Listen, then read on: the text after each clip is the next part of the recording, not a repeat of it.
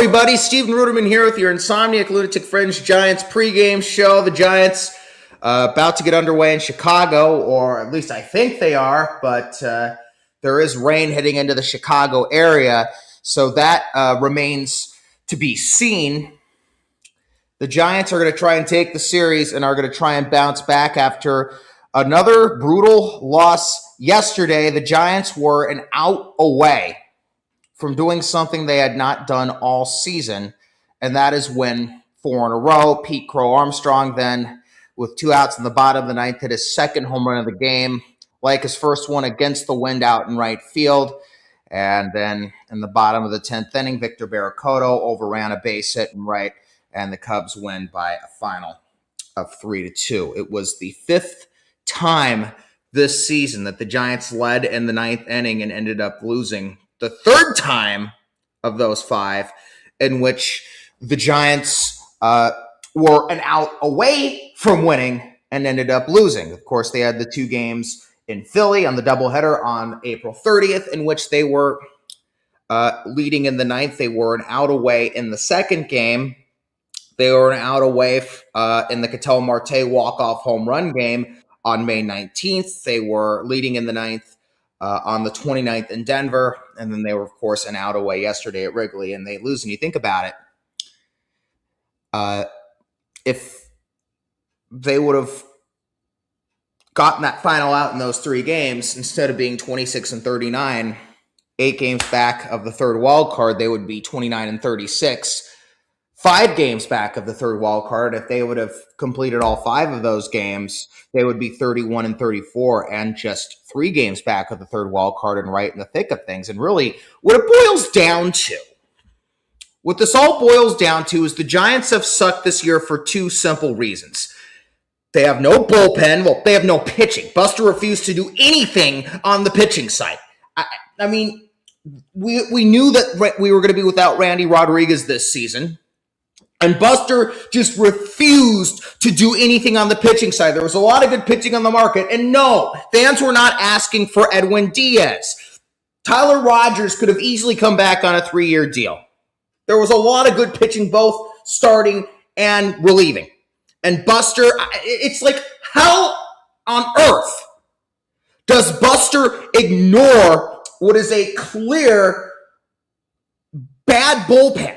How does he ignore this? How does he not do anything? So it's the fact that the Giants have no pitching, and the fact that this offense all season has refused to shorten their swings in key RBI situations. You know, the Giants have the 2nd most bases of any team in baseball. But yet they're near the bottom of the league in runs, though they've had 3 triple-digit run totals over the last week, so that's helped on that front.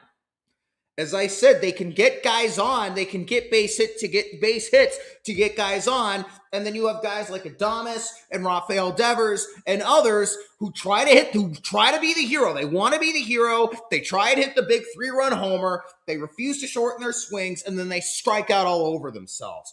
That is the story of the 2026 San Francisco Giants. You don't really set the tone for this season. The Netflix game, the premier opener of the 2026 Major League Baseball season, bottom of the 1st inning, no score. Giants have runners at 1st and 3rd and 1 out for Adames. Perfect time for a base hit or a gapper. Base hit makes it 1-0. Gapper makes it 2-0. Big swing of the bat in the 1st inning on the premier opening game of the entire baseball season.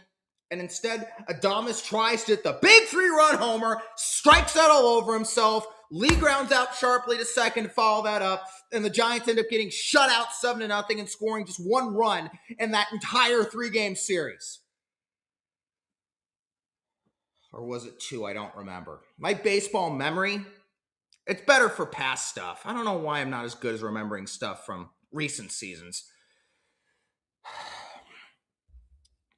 This team is incapable.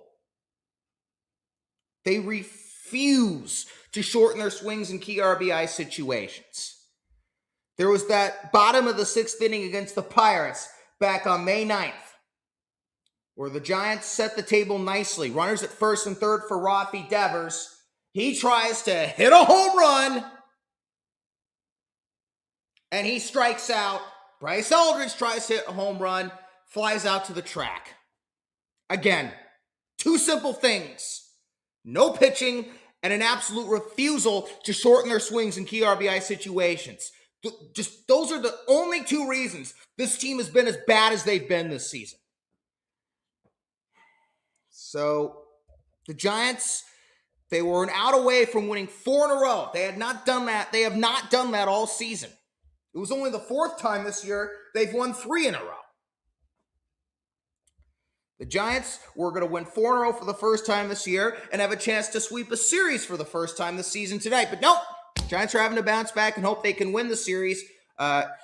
Trevor McDonald is going to be the starter tonight, and we'll take a look at the Giants starting lineup. It will be Casey Schmidt. He's back in left leading off. Rafi will be at first, hitting second. Luis Arias hitting third. Arias should be hitting second. Willie Adames hitting cleanup.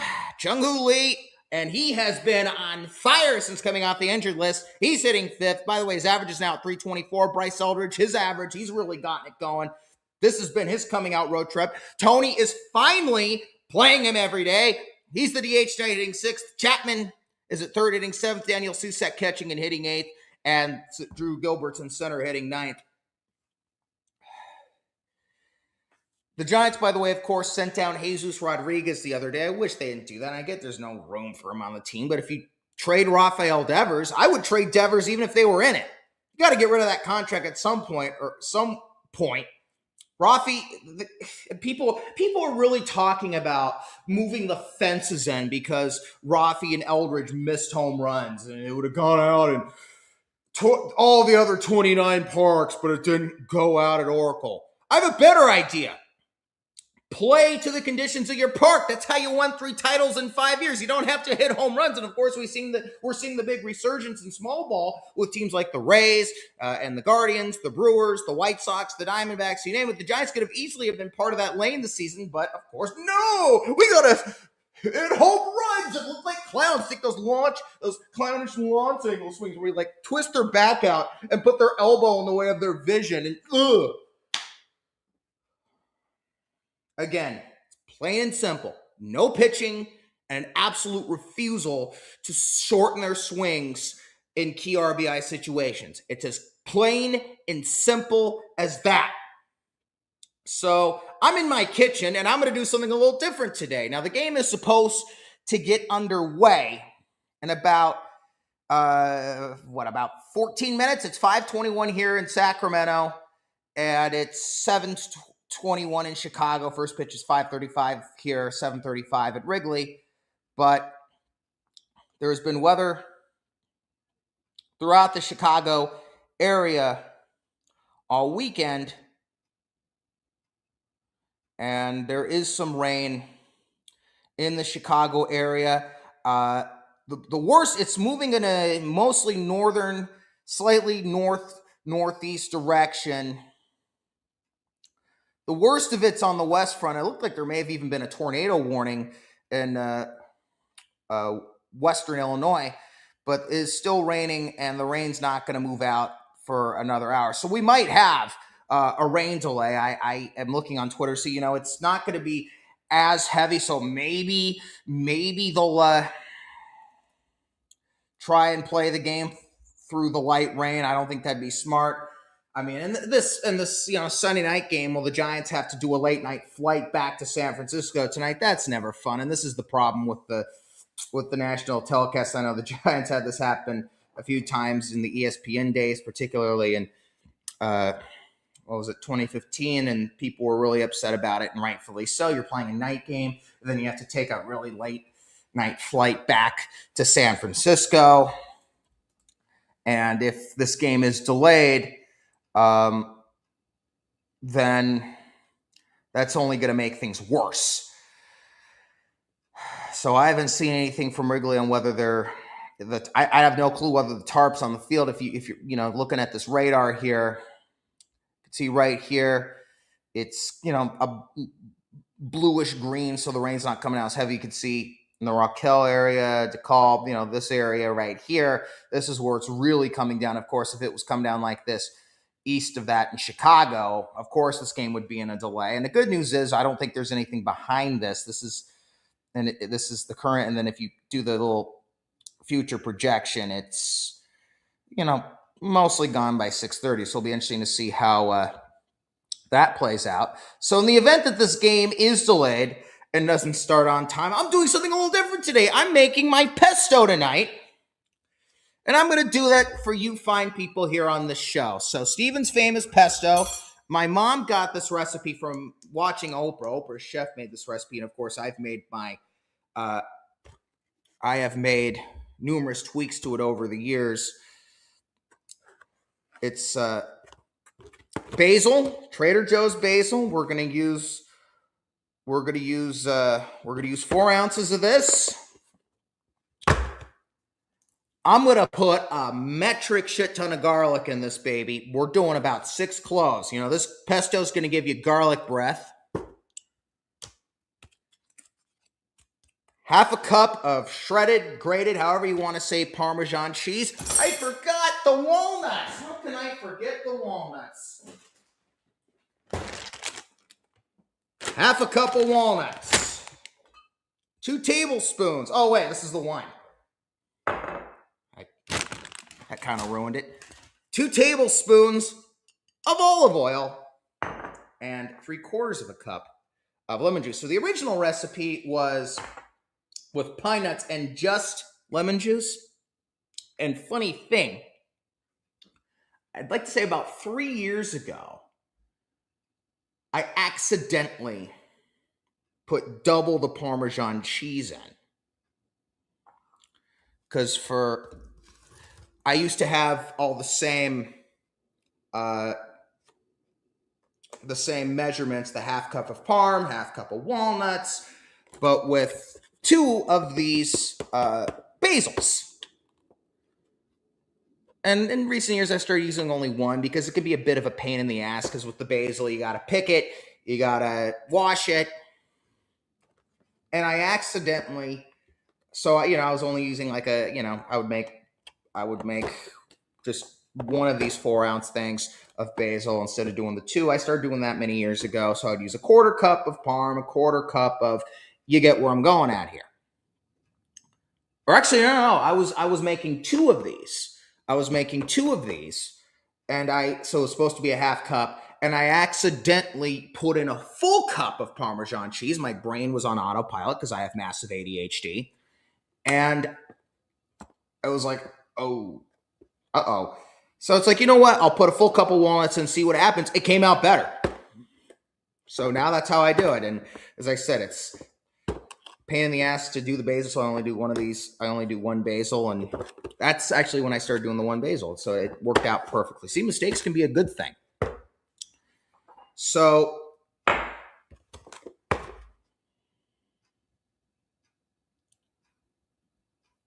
what you do here is you take the basil. Oh, you smell it, and it smells so good. You take a colander. I'm going to clean out this colander.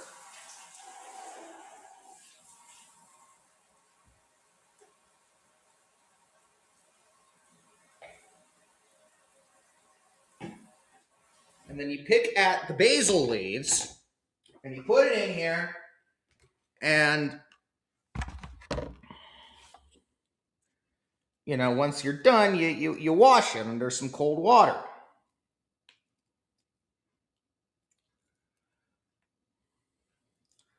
So one thing that Tony really needs to do is have defined roles for the bullpen.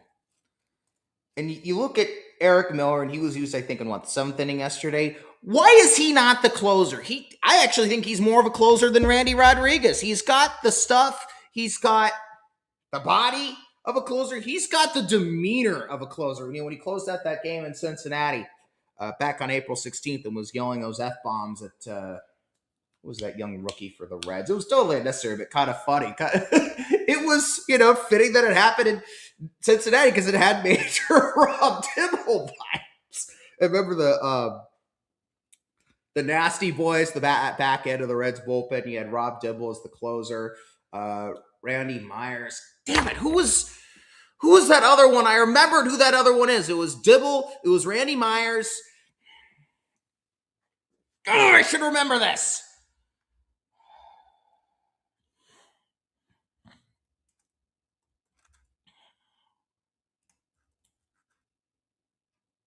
Norm Charlton. Dibble, Myers, and Norm Charlton. Oh, I should have remembered that. And I'm thinking, Eric Miller, it's like doing that in Cincinnati. This guy looked like, this guy was acting like Rob Dibble out there. He should be the closer. Look, this bullpen sucks, but early in the year, this bullpen was finding a way to save games. Tony, make Miller the closer, and then next year Rodriguez can be a setup guy. Because I don't think Randy Rodriguez is a closer. Tony, do it. Oh, by the way, let's get the pasta going. So I'm going to use hot water. I'm going to cheat here. I'm going to use hot water in the pot here so that it boils faster.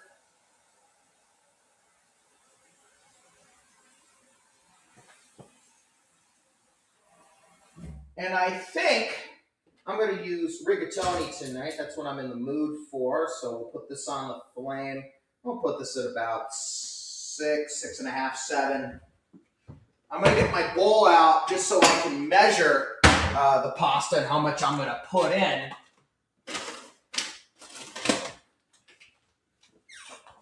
Here's the rigatoni right here. So I'm going to continue picking at the basil, and I'm going to continue bitching and complaining about the Giants and their bullpen and Buster Posey. Love Buster, and he's done a great job in terms of the farm system, but I would give Buster an honest effort this season. How in God's name do you not get any relief help when your bullpen is your glaring, flashing red light weakness? It just makes no sense. But as I said, giving these guys defined roles, making Eric Miller the closer, I think Keaton Wynn would be a good setup guy for him in the 8th. That will go a long way. I'm serious. That will go a long way into helping this bullpen get their act together.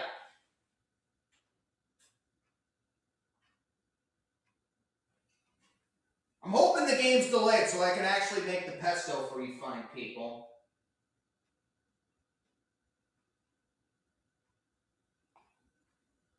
I'll feel bad for all the Giants who have to fly home tonight, but I do really want to make pesto on this show. I should have done this show earlier. And well, the game's underway. All right. Enjoy the game, everyone.